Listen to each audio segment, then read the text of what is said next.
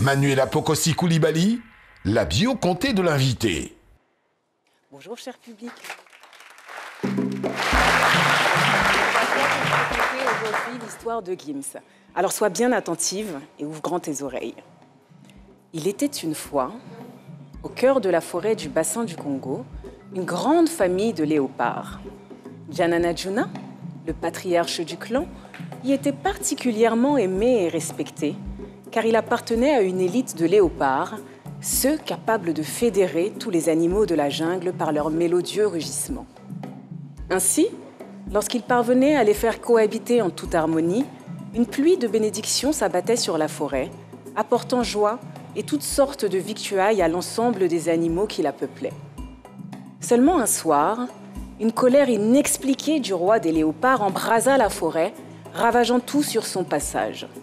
Le clan Juna, composé d'une fratrie de 14, se trouvera pris au milieu des flammes, disloqué et contraint à l'exil sur une terre lointaine, froide et aride, bien loin de la chaleureuse et fructueuse forêt du bassin du Congo. En traversant ce désert froid, le clan Juna brava des tsunamis, des cyclones, des avalanches. À cet instant-là, tout le monde ignorait que Dieu avait déjà choisi un bébé léopard pour changer le destin du clan. Âgé de 2 ans, Gandhi ignorait lui-même qu'il était l'élu et que Nzambé l'avait doté d'un don, celui de charmer les animaux, les hommes et les astres par ses rugissements imposants et majestueux. C'est ce don qui lui permit d'échapper aux embuscades et aux coups de la vie. Et ce même don qui lui permit de se reconstruire au sein d'une nouvelle fratrie, la section d'assaut, composée d'autres animaux talentueux.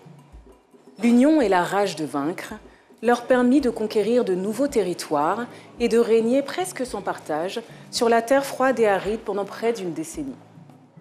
Derrière Gandhi, Dieu prit soin de placer une puissante femelle, Mukalenga Wankashama, la mère léopard.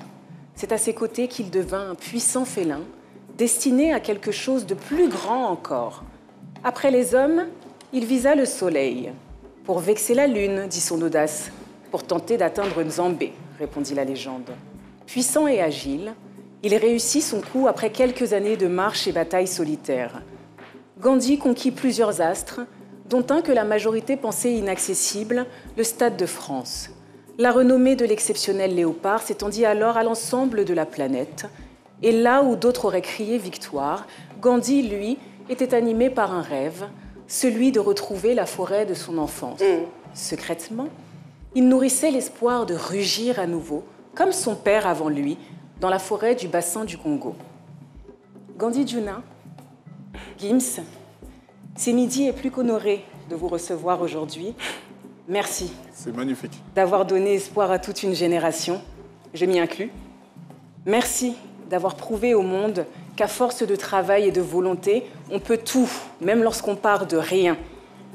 À présent que vos puissants rugissements ont charmé hommes et animaux, je vous souhaite qu'ils atteignent l'astre suprême, l'oreille de Dieu. Merci. Merci beaucoup à Manuela Pocosi. Manuela, merci pour ce beau texte, ta belle plume. C'est incroyable. Heureusement que j'ai des lunettes. Heureusement. Vous voulez un papier mouchoir? On vous le passera tout à l'heure. On m'avait jamais raconté. C'était tellement beau la configuration avec la petite fille. C'est cela. J'aimerais beaucoup avoir cette histoire. Avec plaisir. J'aimerais beaucoup l'avoir et la raconter à mes enfants. J'ai percé. Gims me dit. Elle se sent plus. Le bébé léopard devenu impuissant et agile, Ça va mettre des frissons et des larmes aux yeux. Merci beaucoup. Merci infiniment.